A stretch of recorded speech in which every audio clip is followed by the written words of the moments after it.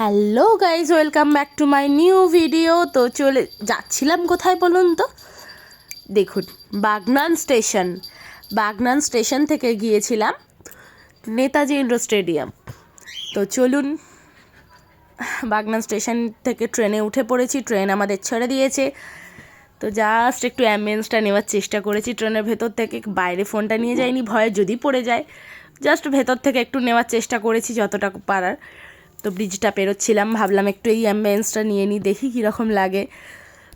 তো সত্যি কথা বলতে গেলে বাগনান স্টেশন থেকে ভিডিও করতে পেরে সত্যিই আমার খুব ভালো লাগছে, কেননা বাগনান আমাদের কাছে একটা ইমোশন, আমাদের কাছে স্বর্গ, সব কিছু বলতে পারো। বাগনান হচ্ছে আমাদের ভালোবাসা, আমাদের শান্তিতে থাকার একটা জায়গা। তো এবার চলে গিয়েছিলাম হাওড়াতে, স্টেশনে নেমে চলে গিয়েছিলাম লঞ্চঘাট। তো ওখান থেকে এবার লঞ্চ ধরে যাচ্ছি আমরা। তো লঞ্চের মধ্যে উঠেছি, তখনও লঞ্চটা ছাড়েনি, তারপরে ছেড়েছে। যখন ছেড়েছে তখন ভিডিওটা দুদিক থেকেই করেছে, একটা এই সাইড থেকে একটা এই সাইড থেকে। মানে এই সাইডে যদিও বসার জায়গাগুলোই বেশি দেখা যাচ্ছিল। তো এই দিক থেকে দেখুন দেখুন জাস্ট ফাটাফাটি লাগছে না অ্যাম্বিয়েন্সটা? অসম্ভব সুন্দর একটা অ্যাম্বিয়েন্স লাগছে।